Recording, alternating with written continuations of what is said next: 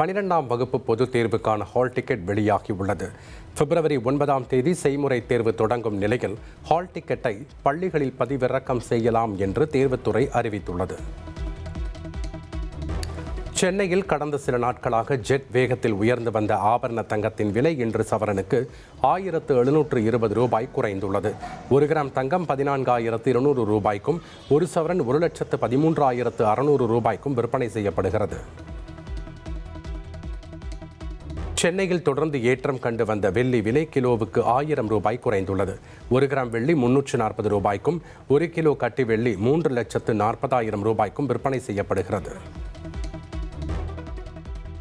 Sir பதிவாளர் அலுவலகம் செல்லாமல் பத்திரப்பதிவு செய்யும் வகையில் 18 வகையான புதிய சேவைகளை முதலமைச்சர் மு.க.ஸ்டாலின் தொடங்கி வைத்தார். பத்திரப்பதிவுக்கு பொதுமக்கள் நீண்ட நேரம் காத்திருப்பதை தவிர்க்க ஸ்டார் 3.0 அறிமுகம். சட்டமன்ற தேர்தலில் விஜயன் தமிழக வெற்றி கழகத்திற்கு விசில் சின்னம் ஒதுக்கீடு.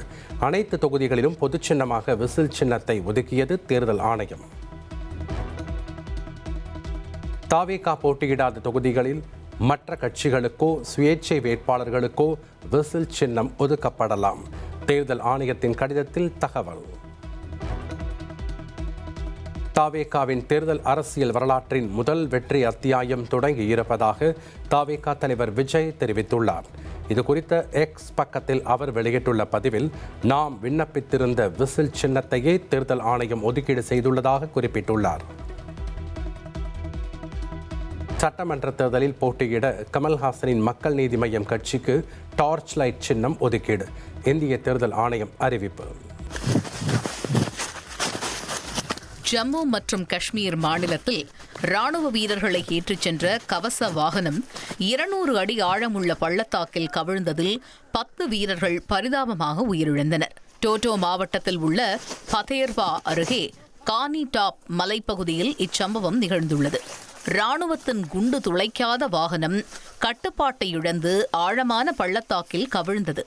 படுகாயமடைந்த 9 பேர் மீட்கப்பட்ட நிலையில் அவர்களில் 3 பேர் சிறப்பு சிகிச்சைக்காக விமானம் மூலம் உதம்பூருக்கு கொண்டு செல்லப்பட்டுள்ளனர். வாகனம் கட்டுப்பாட்டை இழந்ததே விபத்திற்கு காரணம் என ஆரம்பகட்ட விசாரணையில் தெரியவந்துள்ளது. சம்பவம் தொடர்பாக தீவிர விசாரணை நடைபெற்று வருகிறது. ஜம்மு காஷ்மீரில் ராணுவ வாகனம் விபத்தில் உயிரிழந்த 10 ராணுவ வீரர்கள் குடும்பத்திற்கு பிரதமர் மோடி இரங்கல் தெரிவித்துள்ளார். காயமடைந்தவர்கள் விரைவில் குணமடைய பிரார்த்திப்பதாகவும் அவர்களுக்கு அனைத்து உதவிகளும் வழங்கப்படும் என்றும் உறுதியளித்துள்ளார். கோவையில் தனியார் கல்லூரியில் மாணவியை கத்தியால் குத்திய சக மாணவனை போலீசார் கைது செய்தனர்.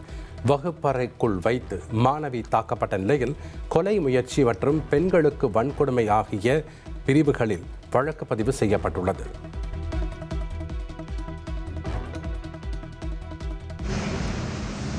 மாவட்டம் மதுராந்தகத்தில் பிரதமர் மோடி பங்கேற்கும் கூட்டம் நடைபெறுவதை ஒட்டி சென்னை திருச்சி தேசிய நெடுஞ்சாலையில் காலை 7 மணி முதல் மாலை 7 மணி வரை போக்குவரத்து மாற்றம் செய்யப்பட உள்ளது.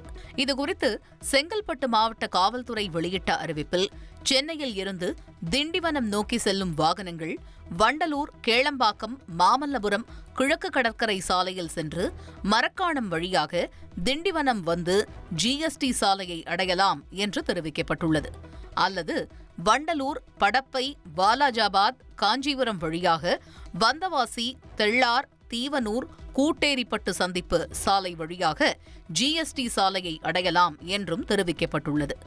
அல்லது சென்னையில் இருந்து செல்லும் வாகனங்கள் ஸ்ரீபெரும்புதூர், ராணிப்பேட்டை, ஆற்காடு, ஆரணி, திருவண்ணாமலை, திருக்கோவிலூர், விழுப்புரம் சென்று ஜிஎஸ்டி சாலையை அடையலாம் என்றும் தெரிவிக்கப்பட்டுள்ளது.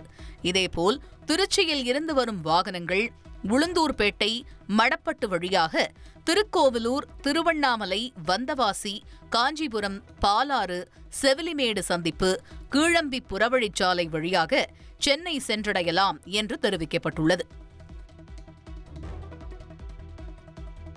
சட்டப்பேரவையை ஆளுநர் உரையுடன் தொடங்கும் நடைமுறையை நிறுத்த வேண்டும் என்று முதலமைச்சர் ஸ்டாலின் வலியுறுத்தியுள்ளார். எதிர்க்கட்சிகளுடன் கலந்தாலோசித்து ஆளுநர் உரையை நீக்க அரசியலமைப்பு திருத்தம் மேற்கொள்ளப்படும் என்றும் அறிக்கை வெளியிட்டுள்ளார். சட்டப்பேரவையில் தமிழ்நாடு அரசின் உறுதியளிக்கப்பட்ட ஓய்வூதிய திட்டம் குறித்து முதல்வர் ஸ்டாலின் மற்றும் எதிர்க்கட்சித் தலைவர் EPS இடையே காரசார விவாதம் நடைபெற்றது. 23 ஆண்டு கால பிரச்சனையை நாங்கள் தீர்த்து வைத்துள்ளதாகவும் அதிமுக ஆட்சியில் இதனை ஏன் செய்யவில்லை என்றும் முதலமைச்சர் தெரிவித்துள்ளார். அரசு ஊழியர்கள் போராட்டத்தை புறக்கணிக்காமல் தொடர்ந்து கண்காணித்து வருவதாக சட்டப்பேரவையில் முதலமைச்சர் ஸ்டாலின் தெரிவித்துள்ளார். அங்கன்வாடி ஊழியர்கள், பகுதி நேர ஆசிரியர்களின் கோரிக்கைகளை நிறைவேற்ற நடவடிக்கை எடுக்கப்படும் என்றும் அவர் உறுதியளித்துள்ளார். கறிக்கோழி உற்பத்தி தொழிலாளர்கள் பிரச்சினை குறித்து சட்டப்பேரவையில் அதிமுக சார்பில் கவன ஈர்ப்பு தீர்மானம் கொண்டுவரப்பட்டது. தீர்மானத்தை உடனடியாக விவாதத்திற்கு எடுத்துக் கொள்ளாததால் விவசாயிகள் பிரச்சினை குறித்து பேச வேண்டும் என்று கூறி அதிமுகவினர் அமளியில் ஈடுபட்டனர்.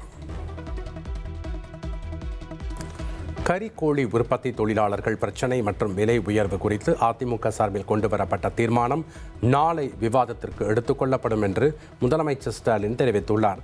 விவாதத்தின் போது துறை சார்ந்த அமைச்சர் உரிய விளக்கத்தை அளிப்பார் என்றும் அவர் கூறியுள்ளார்.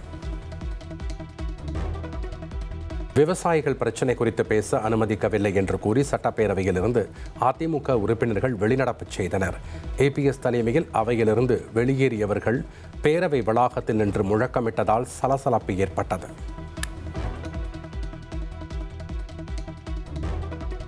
தமிழ்நாட்டில் தேசிய ஜனநாயக கூட்டணி வலிமையாகி வருகிறது என்றும் தமிழ்நாட்டில் நிலவும் குடும்ப ஆட்சி அப்புறப்படுத்தப்படும் என்று மத்திய அமைச்சர் பியூஷ் கோயல் தெரிவித்துள்ளார். சென்னை நுங்கம்பாக்கத்தில் உள்ள தனியார் நட்சத்திர விடுதியில் தமிழ் மாநில காங்கிரஸ் கட்சியின் தலைவர் G.K. வாசன் மற்றும் புதிய நீதி கட்சியின் தலைவர் AC சண்முகம் ஆகியோர் கூட்டாக மத்திய அமைச்சர் பியூஷ் கோயலை சந்தித்து கூட்டணியை உறுதி செய்தனர். பின்னர் செய்தியாளர்களை சந்தித்த பியூஷ் கோயல் முதல்வர் ஸ்டாலின் மற்றும் துணை முதல்வர் உதயநிதி ஸ்டாலினை வரும் தேர்தலில் மக்கள் நிராகரிப்பார்கள் என்று குறிப்பிட்டார். O. பன்னீர்செல்வம் விரைவில் NDA கூட்டணிக்கு வருவார் என்று பாஜக முன்னாள் மாநில தலைவர் அண்ணாமலை நம்பிக்கை தெரிவித்துள்ளார். O. பன்னீர்செல்வம் பொறுமைசாலி, அவர் நல்ல முடிவு எடுப்பார் என்றும் கூறியுள்ளார். தாவேகா தலைவர் விஜய் தனித்தே நிற்பார் என்று செங்கோட்டையன் தெரிவித்துள்ளார். தாவேகாவுடன் கூட்டணிக்காக கெஞ்சி வருகின்றனர் என்றும் விஜய் கை காட்டுபவரே வெற்றி வேட்பாளர் என்றும் அவர் கூறியுள்ளார். தமிழகத்தில் 2026 தேர்தலுக்கான விசில் ஒலித்ததாக காங்கிரஸ் நிர்வாகி பிரவீன் சக்கரவர்த்தி X பக்கத்தில் பதிவிட்டுள்ளார். காங்கிரஸ் நிர்வாகிகள் பொதுவெளியில் கூட்டணி குறித்து பேசக்கூடாது என தலைமை அறிவுறுத்தியிருந்த நிலையில் அவரின் பதிவு சலசலப்பை ஏற்படுத்தியுள்ளது. அரசியல் பொது வாழ்வில் இருந்தே விலகுவதாக அதிமுக முன்னாள் MLAவும் OPS ஆதரவாளருமான குன்னம் ராமச்சந்திரன் தெரிவித்துள்ளார். திமுகவில் இணையப் போவதாக அறிவித்திருந்த நிலையில் குடும்பத்தினரின் அறிவுரைப்படி அரசியலில் இருந்து விலகுவதாகவும் அவர் அறிவித்துள்ளார்.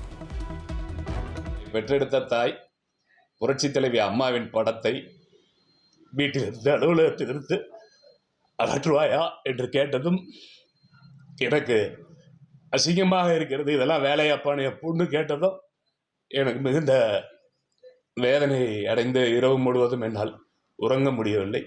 காலையில் வீட்டாளர்களுடன் சொல்லிவிட்டு இந்த முடிவை தெளிவாக எடுத்திருக்கிறேன். திருச்சியில் பள்ளி மாணவனை அரிவாளுடன் துரத்திய இளைஞரால் பரபரப்பு ஏற்பட்டது. இந்த காட்சிகள் சமூக வலைதளங்களில் பரவி வரும் நிலையில் போலீசார் விசாரணை நடத்தி வருகின்றனர்.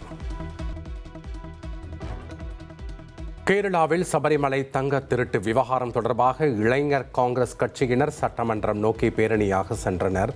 அப்போது கண்ணீர் புகை குண்டுகளை வீசியும் தண்ணீர் பீச்சி அடித்தும் போராட்டக்காரர்களை போலீசார் கலைத்தனர்.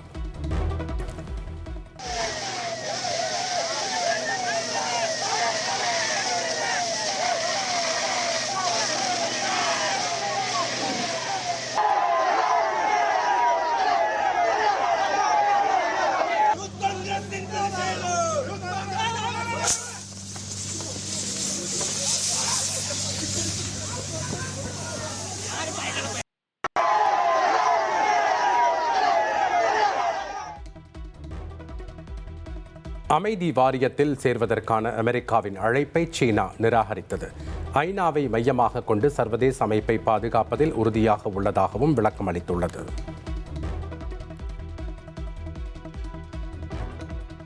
உலக பொருளாதார மன்றம் நடைபெற்ற சுவிட்சர்லாந்தின் டாவோஸ் மாநாட்டில் பங்கேற்ற அமெரிக்க அதிபர் டிரம்ப் அமைதி வாரியத்தை தொடங்கி சாசனத்தில் கையெழுத்திட்டார்.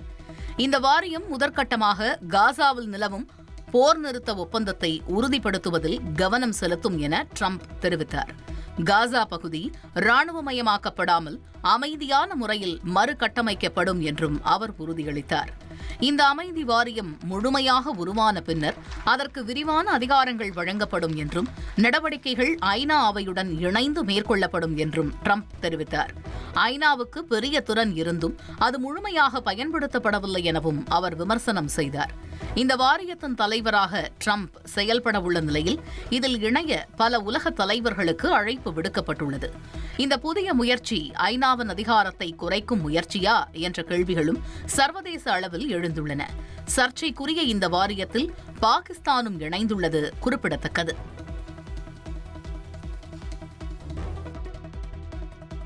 அமெரிக்க அதிபர் டிரம்பின் அமைதி வாரியத்தில் இந்தோனேஷியாவும் இணைந்துள்ளதாக அந்நாட்டின் வெளியுறவுத்துறை அமைச்சகம் அறிவித்துள்ளது.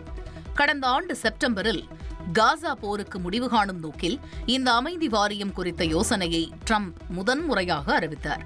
பின்னர் இந்த வாரியத்தின் செயல்பாடுகள் காசா மட்டுமல்லாமல் உலகம் முழுவதும் நடைபெறும் பிற மோதல்களுக்கும் விரிவுபடுத்தப்படும் என அவர் தெளிவுபடுத்தினார். ஆனால் இந்த முயற்சி ஐநா மேற்கொண்டு வரும் அமைதி முயற்சிகளுக்கு பாதிப்பை ஏற்படுத்தக்கூடும் என சில நாட்டு தூதரக அதிகாரிகள் கவலை தெரிவித்துள்ளனர். இந்த குழுவில் ஏற்கனவே இந்த அமைப்பில் துருக்கி, Egypt, Jordan, Saudi Arabia, Pakistan, Qatar ஆகிய நாடுகள் இணைந்துள்ள நிலையில் தற்போது இந்தோனேஷியாவும் இணைந்துள்ளது.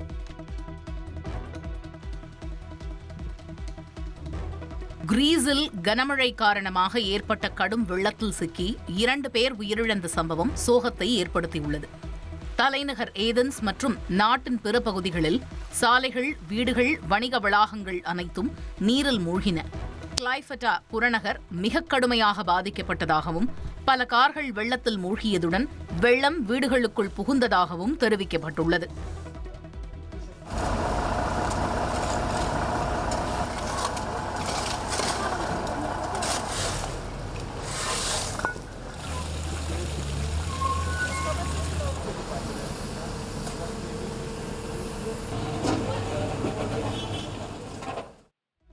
ஆபரேஷன் சிந்தூர் பற்றிய புத்தகம் வெளியிடப்பட்டுள்ளது. டெல்லியில் இந்திய ராணுவ தலைமை தளபதி உபேந்திர திவேதி புத்தகத்தை வெளியிட்டார்.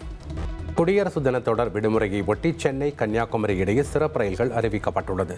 நாளை இரவு 11:45 மணிக்கு எழும்பூரிலிருந்தும் 26ஆம் தேதி இரவு 9:45 மணிக்கு குமரியிலிருந்தும் ரயில் இயக்கப்படும் என்று அறிவிக்கப்பட்டுள்ளது. குடியரசு தின தொடர் விடுமுறையை ஒட்டி ஜனவரி 23 முதல் 26ஆம் தேதி வரை சிறப்பு பேருந்துகள் இயக்கப்படுவதாக தமிழ்நாடு அரசு போக்குவரத்து கழகம் அறிவித்துள்ளது. கிளாம்பாக்கத்திலிருந்து ஜனவரி 23ஆம் தேதி 550 பேருந்துகளும், ஜனவரி 24ஆம் தேதி 405 சிறப்பு பேருந்துகளும் இயக்கப்படும் என்று அறிவிக்கப்பட்டுள்ளது. தமிழகம், புதுவை மற்றும் காரைக்கால் பகுதிகளில் வெள்ளிக்கிழமை முதல் மழைக்கு வாய்ப்பிருப்பதாக வானிலை ஆய்வு மையம் தெரிவித்துள்ளது. ஜனவரி 24ஆம் தேதி கடலோர மாவட்டங்கள், புதுவை, காரைக்கால் மற்றும் உள் தமிழகத்தின் சில இடங்களில் மழை தொடர வாய்ப்பிருப்பதாகவும், ஜனவரி 25ஆம் தேதி தமிழகத்தின் சில இடங்களில் இடி மின்னலுடன் மழை பெய்யக்கூடும் என்றும், திருச்சி, பெரம்பலூர், கள்ளக்குறிச்சி, திருவண்ணாமலை மாவட்டங்களில் ஓரிரு இடங்களில் கனமழைக்கும் வாய்ப்பிருப்பதாகவும் வானிலை ஆய்வு மையம் தெரிவித்துள்ளது. நீலகிரி மற்றும் கொடைக்கானல் மலைப்பகுதிகளில் உறைபனி ஏற்பட வாய்ப்பிருப்பதாகவும் தகவல் தெரிவிக்கப்பட்டுள்ளது.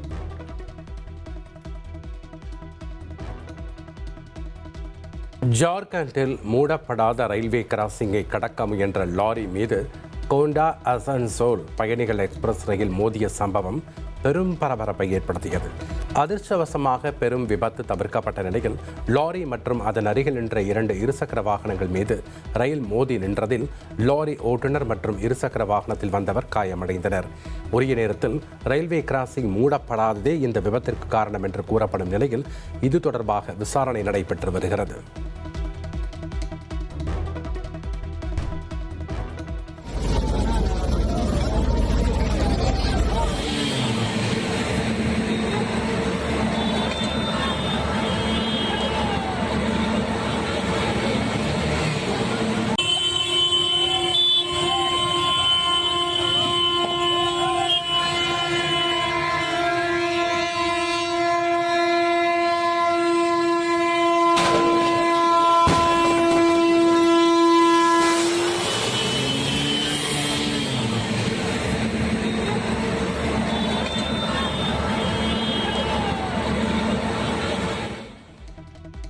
பிரேசில் ஜனாதிபதி லூலாவுடன் பிரதமர் மோடி தொலைபேசி வாயிலாக உரையாடல்.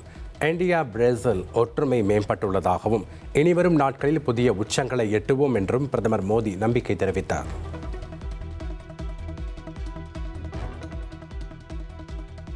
ரீல்ஸ் எடுக்கும் போது ரயில் மோதி இளைஞர் கீழே விழும் வீடியோ காட்சிகள் AI மூலமாக உருவாக்கப்பட்டது என ரயில்வே போலீசார் விளக்கமளித்துள்ளனர். கடந்த சில நாட்களாக சமூக வலைதளங்களில் இந்த வீடியோ பரவி வரும் நிலையில் ரயில்வே போலீசார் நடத்திய விசாரணையில் உண்மை வெளிச்சத்துக்கு வந்தது. வீடியோவை பதிவிட்ட நபர் குறித்தும் ரயில்வே போலீசார் விசாரணை நடத்தி வருகின்றனர். கிருஷ்ணகிரி நகரில் அதிக ஒலி எழுப்பும் மாற்றி அமைக்கப்பட்ட சைலன்சர்கள் பொருத்திய இருசக்கர வாகனங்கள் தொடர்பாக போக்குவரத்து போலீசார் அதிரடி சோதனை நடத்தினர். பள்ளி, கல்லூரி, மருத்துவமனை அருகே அதிக ஒலி எழுப்பும் வாகனங்கள் இயக்கப்படுவதாக புகார் வந்ததைத் தொடர்ந்து முக்கிய இடங்களில் சோதனை மேற்கொள்ளப்பட்டது. இதில் 40 பேர் மீது வழக்கு பதிவு செய்து அவர்களது வாகனங்களில் இருந்த சைலன்சர்கள் பறிமுதல் செய்யப்பட்டன. மேலும் உதிரிபாக கடைகளில் விற்பனைக்காக வைத்திருந்த அதிக சத்தம் வரும் சைலன்சர்களும் பறிமுதல் செய்யப்பட்டன.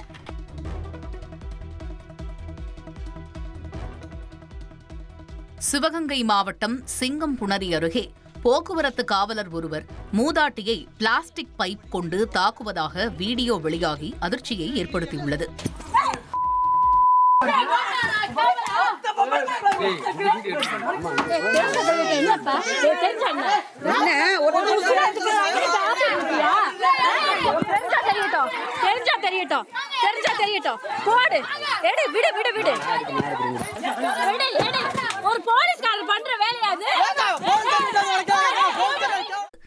சதுர்வேதமங்கலத்தில் வசித்து வரும் மூதாட்டி பூவாத்தாள் என்பவர் இடப்பிரச்சினை காரணமாக போக்குவரத்து காவலர் ராஜு மீது காவல் நிலையத்தில் புகார் கொடுத்ததால் தாக்குதல் நடத்தப்பட்டதாக கூறப்படுகிறது.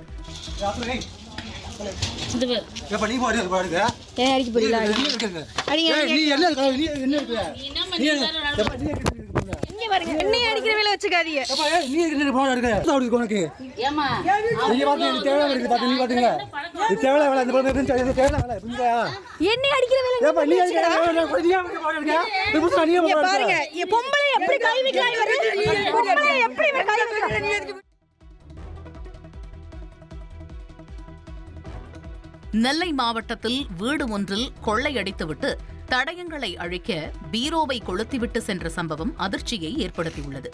கல்லடைக்குறிச்சி அருகே உள்ள அயன் சிங்கம்பட்டியைச் சேர்ந்த சண்முகவேல் மற்றும் அவரது மனைவி இருவரும் வீட்டை பூட்டிவிட்டு வெளியே சென்றதாக கூறப்படுகிறது. வீட்டில் இருந்து புகை வருவதை கண்ட அக்கம்பக்கத்தில் இருப்பவர்கள் வீட்டின் உரிமையாளருக்கு தகவல் கொடுத்தனர்.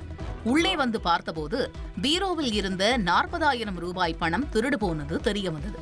பணத்தை திருடியவர் பீரோவை தீ வைத்து கொளுத்திவிட்டு பின்வாசல் வழியாக தப்பிச் சென்றதும் தெரியவந்துள்ளது. புகாரின் பேரில் வழக்கு பதிவு செய்த போலீசார் கொள்ளை சம்பவம் குறித்து விசாரணை நடத்தி வருகின்றனர்.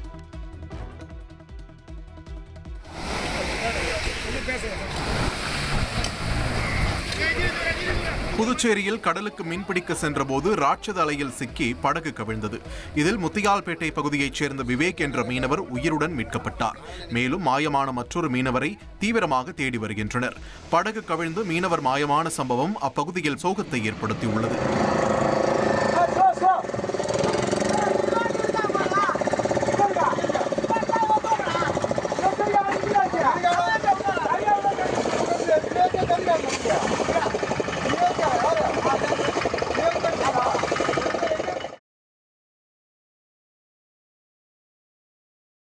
உத்தரப்பிரதேச மாநிலத்தில் இன்ஸ்டாகிராம் பிரபலம் அன்ஷிகா சிங் இளைஞர் ஒருவரை துப்பாக்கியால் சுட்ட வழக்கில் காவல்துறையால் கைது செய்யப்பட்டுள்ளார்.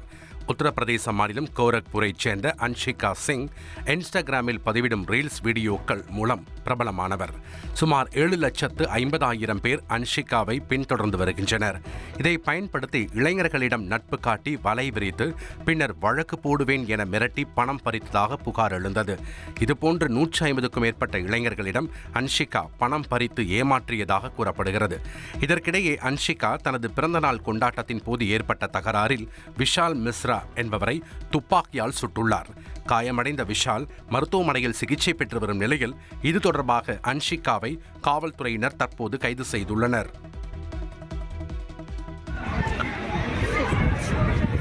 282 அடி உயர டவர் மீது தலைகீழாக நின்று ஸ்டண்ட் செய்த இளைஞர் கைது செய்யப்பட்டார்.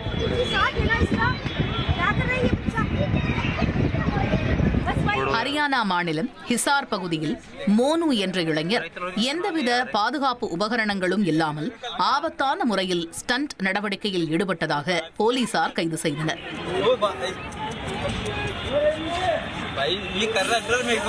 கைது நடவடிக்கைக்கு பின்னர் தான் செய்த செயலுக்கு அவர் காவல்துறையிடம் மன்னிப்பு கோரினார்.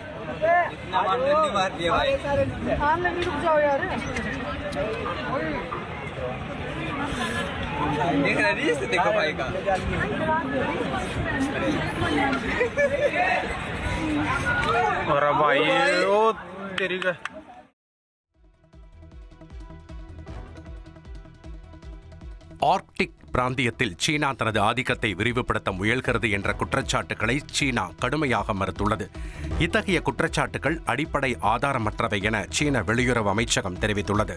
கிரீன்லாந்தில் சீனா ரஷ்யாவின் ஆதிக்கத்தை தடுக்கவே அமெரிக்கா கிரீன்லாந்தை கைப்பற்ற முயல்வதாக ட்ரம்ப் தொடர்ந்து கூறி வரும் நிலையில் இதற்கு பதிலளித்த சீனா தனிப்பட்ட அரசியல் நோக்கங்களுக்காக சீனாவை குற்றம் சாட்டுவதை தாங்கள் எதிர்ப்பதாக கண்டித்துள்ளது. சீன ராணுவத்தின் 2 விமானங்கள், 5 கடற்படை கப்பல்கள் மற்றும் 5 சீன பலூன்கள் தங்கள் நாட்டை சுற்றி வந்ததாக தைவான் குற்றம் சாட்டியுள்ளது. நிலைமையை உன்னிப்பாக கண்காணித்து உரிய பதில் நடவடிக்கைகள் எடுக்கப்பட்டதாக தைவான் தெரிவித்துள்ளது. சமீப காலங்களாக தைவானை சுற்றி சீன ராணுவ நடவடிக்கைகள் அதிகரித்துள்ள நிலையில் அப்பிராந்தியத்தில் பதற்றம் அதிகரித்துள்ளது.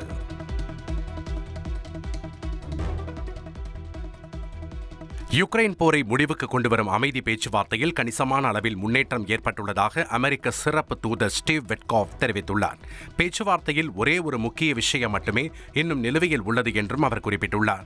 சுவிட்சர்லாந்தின் டாவோஸில் நடைபெற்ற யுக்ரைனின் எதிர்காலம் குறித்த கலந்தாய்வு நிகழ்வில் பங்கேற்ற அவர் ரஷ்யா செல்ல உள்ளதாக தெரிவித்தார். இது அமைதி பேச்சுவார்த்தையில் முக்கிய திருப்பமாக பார்க்கப்படுகிறது. ரஷ்யாவின் சமீபத்திய தாக்குதல்களால் மின்சாரம் துண்டிக்கப்பட்டதை தொடர்ந்து யுக்ரைன் தலைநகர் கியவ் பகுதியில் உள்ள ஃப்ரோவரி நகர மக்கள் பழைய ரயில் பெட்டிகளில் தஞ்சமடைந்தனர். இந்த ரயில் பெட்டிகள் அவசர உதவி மையங்களாக மாற்றப்பட்டுள்ளன. குளிரிலிருந்து தங்களை பாதுகாத்துக் கொள்ளவும் மொபைல் போன்கள் உள்ளிட்ட மின்னணு சாதனங்களை சார்ஜ் செய்யவும் மக்கள் இவற்றை பயன்படுத்திக் கொண்டனர். அங்கு அவர்களுக்கு சூடான உணவும் வழங்கப்பட்டது. கடந்த சில மாதங்களாக யுக்ரைனின் மின்சார மற்றும் ஆற்றல் கட்டமைப்புகளை குறிவைத்து ரஷ்யா தாக்குதல்களை தீவிரப்படுத்தி வருகிறது. குறிப்பாக கியவ், கார்கிவ், நிப்ரோ நகரங்களை நோக்கி ஏவுகணை மற்றும் ட்ரோன் தாக்குதல்கள் மேற்கொள்ளப்பட்டு வருகின்றன.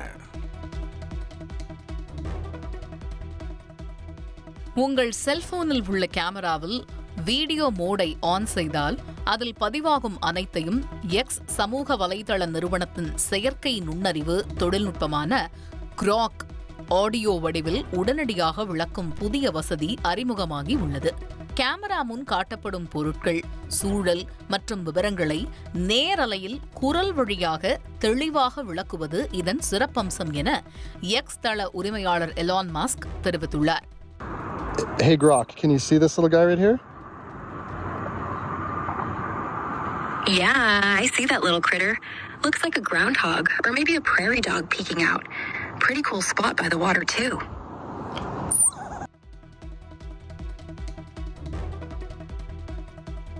அமெரிக்காவின் அலாஸ்கா மாகாணத்தில் உள்ள ஃபேர்ஃபாக்ஸ் நகரில் இரவு வானத்தை அரோரா எனப்படும் வடதுருவ ஒளி நடனம் அலங்கரித்தது. வானம் முழுவதும் பச்சை மற்றும் ஊதா நிற ஒளி கீற்றுகள் நடனமாடும் அழகிய டைம் லாப் வீடியோ வெளியாகி காண்போரை கவர்ந்துள்ளது.